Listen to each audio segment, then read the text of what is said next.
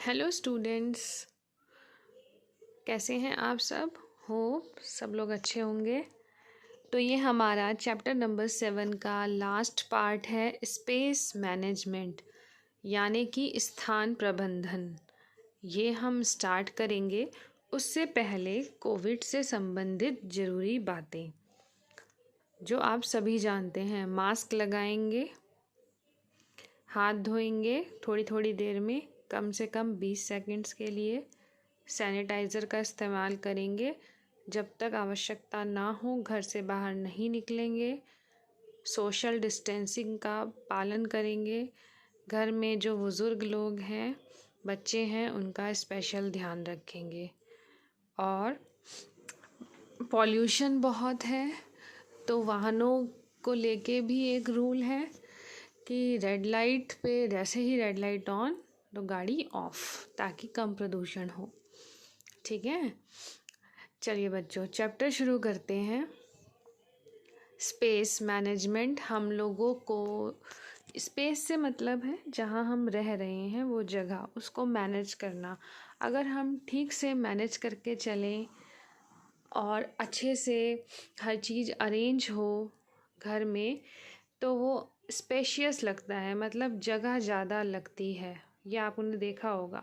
अगर घर में किसी भी रूम में ऐसा अगर हम करते हैं, बहुत सुव्यवस्थित तरीके से गुड अरेंजमेंट के साथ हमने अपना सामान रखा है, तो घर में स्पेस ज़्यादा दिखता है, घर छोटा और अस्त व्यस्त नहीं दिखाई देता है। ठीक है बच्चों, घर और जगह का आपस में संबंध ये है कि घर में बहुत सारी गतिविधियाँ होती हैं, जैसे सोना, खाना, पढ़ना, नहाना धोना, मनोरंजन। इन सभी क्रियाओं को करने के लिए हमें घर चाहिए, स्पेस चाहिए। ठीक है, और घर में अलग अलग स्पेस में ये एक्टिविटीज़ होती हैं। इनके लिए अलग अलग कमरे भी होते हैं, जैसे kitchen, bathroom, store room, toilet, veranda, bedroom. ठीक है, तो ये एक एक्टिविटी दी है आपके, एक्टिविटी नंबर 5 है चैप्टर की। कौन सा रूम किस काम में लिया जाता है, तो इन्होंने एग्जाम्पल दिया है किचन, कुकिंग के लिए। ठीक है, तो वो आप कर सकते हैं।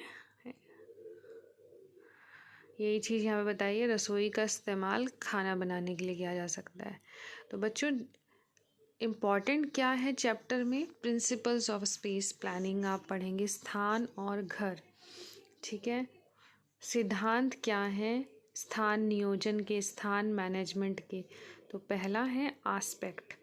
घर में जो हमें आस्पेक्ट का मतलब है स्वरूप, ये ध्यान में देना होता है सबसे पहले घर में, कि डोर्स और विंडोज़ को कैसे अरेंज किया जाए घर में एक्सटर्नल वॉल्स पे, ताकि सूर्य की रोशनी आए, हवा आए, वेंटिलेशन अच्छा हो, अच्छा व्यू हो।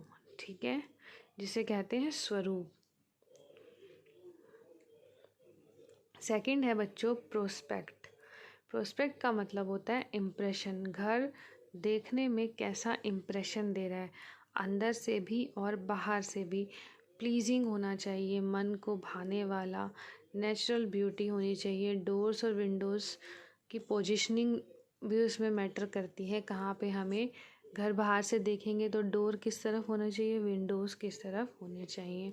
और घर में जो भी चीज़ें नहीं दिखाने की होती हैं, कुछ गैर ज़रूरी चीज़ें होती हैं, उन पर एक प्रकार का पर्दा होना चाहिए। तो इसे कहते हैं प्रोस्पेक्ट, पहला प्रभाव घर को देखने का, वंस। ठीक है, जैसे ही घर में हम घुसे, एकदम से अंदर गए तब, या बाहर से भी।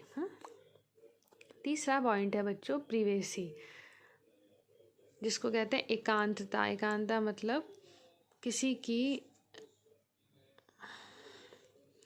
एकांतता से मतलब है बच्चों, बहुत ही इम्पॉर्टेंट सिद्धांत है कि इसमें ना हमें क्या ध्यान रखना है कि कोई अलग बैठना चाह रहा है, अपनी प्रिवेसी में बैठना चाह रहा है, एकदम से वो एक्सपोज ना हो। ठीक है, तो दो तरह की एकांतता होती हैं, एक्सटर्नल प्रिवेसी और इंटरनल प्रिवेसी। भीतरी एकांतता और बाहरी एकांतता। जैसे कमरे में एकदम से कमरे की चीज़, बेडरूम में हमें एकदम से ड्राइंग रूम से बेडरूम ना दिखाई दे तो हम बीच में पर्दा लगा सकते हैं, डोर क्लोज़ करने की बजाय। कहने का मतलब ये है, ठीक है।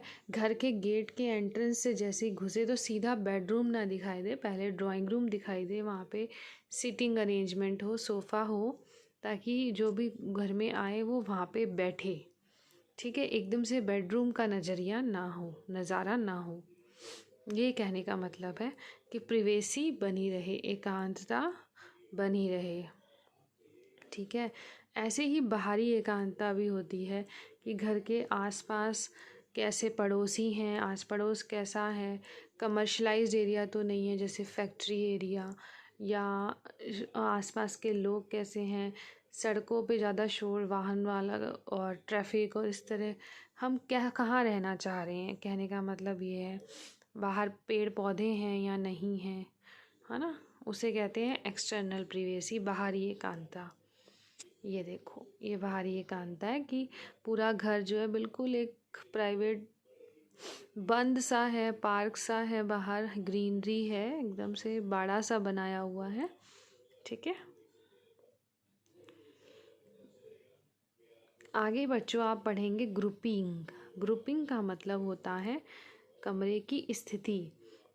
जैसे कहने का मतलब है किचन के साथ डाइनिंग रूम होना चाहिए, कि किचन में खाना बना और डाइनिंग रूम में सर्व हो गया। बेडरूम से बाथरूम जुड़ा होना चाहिए, ठीक है। ये कहने का मतलब है एक कमरा दूसरे रूम से कनेक्ट होना चाहिए, इसे कहते हैं ग्रुपिंग। ग्रुपिंग करना, ड्राइंग रूम और डाइनिंग रूम को एक साथ किया जा सकता है, ये कहने का मतलब है बच्चों। रूमीनेस का मतलब होता है खुलापन, यानी कि रूम होना चाहिए, स्पेस होना चाहिए। ये नहीं कि आपने जैसे अपने घर में फर्नीचर अरेंज किया रूम में, ठीक है, बेड अरेंज कर दिया, अलमारी अरेंज कर दी, ड्रेसिंग टेबल कर दिया अरेंज, लेकिन बिल्कुल भी चलने फिरने की थोड़ी बहुत भी जगह नहीं है रूम में, ठीक है। तो हमारे को फर्नीचर उस हिसाब से रखना चाहिए। अगर हमारा कमरा छोटा है तो हमें कम फर्नीचर, छोटे साइज का फर्नीचर लेना चाहिए, ताकि कमरे में बैठने पर थोड़ा सा खुलेपन का आभास आए, ठीक है। और फिर है फर्नीचर की आवश्यकताएं। हाँ जी, फर्नीचर की आवश्यकताओं में वही बच्चे आप ध्यान देंगे जितनी हमारे पास जगह है कमरे में, रूम में, हमारे हाउस में, उसके हिसाब से ही हम फर्नीचर को खरीदें। अब ये देखिए, इन्होंने एक पिक्चर दी है, खाली रूम है, इन्होंने इसमें फर्नीचर अरेंज कर दिया, वेल मैनेज्ड। तो रूमीनेस भी है, बेड के आसपास चलने फिरने की जगह है, ऐसा नहीं लग रहा है कि बहुत ज़्यादा कंजस्टेड हो गया है ना।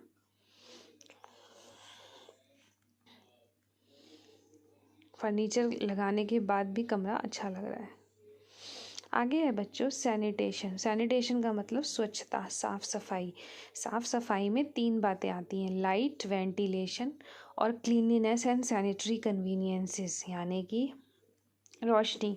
बच्चों जब तक रोशनी नहीं है तब तक सफाई वाला बात नहीं आती। जैसे सूर्य की रोशनी होना बहुत ज़रूरी है, नेचुरल प्राकृतिक रोशनी भी और कृत्रिम भी। कृत्रिम का मतलब होता है मैन मेड, यानी कि बल्ब्स, ट्यूबलाइट्स, इन सब का भी होना बहुत ज़रूरी है।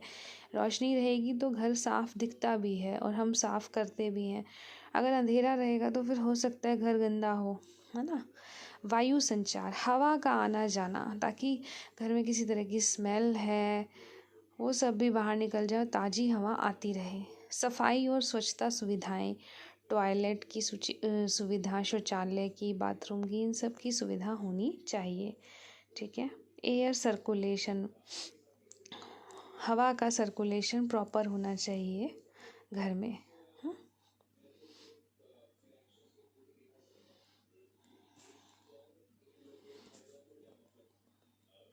आगे चलते हैं प्रैक्टिकल कंसीडरेशंस। प्रैक्टिकल कंसीडरेशंस का मतलब है हमें घर के आसपास ये देख के भी चलना चाहिए कि घर के आसपास स्कूल हैं, हॉस्पिटल्स हैं, बैंक्स हैं जो ज़रूरी चीज़ें हैं, एटीएम्स हैं या नहीं हैं, कन्वेंस यानी कि आसपास वाहनों की और आवाजाही की सुविधाएं हैं या नहीं, ठीक है। Stations, metro stations, bus stops हैं या नहीं। एलिगेंस का मतलब होता है बच्चों रमणीयता। रमणीयता का मतलब होता है कि हमें मतलब बहुत ज़्यादा पैसा खर्च किए बिना भी हम अपने घर को देखने पर एक अच्छी फीलिंग आए, खुश मिजाज फीलिंग आए, ठीक है, उसे कहते हैं एलिगेंस। तो ये हैं आपके स्थान प्रबंधन के इम्पॉर्टेंट सिद्धांत जो आपको अपनी कॉपी में करने हैं।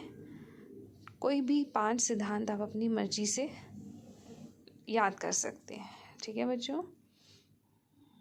Best wishes, happy learning.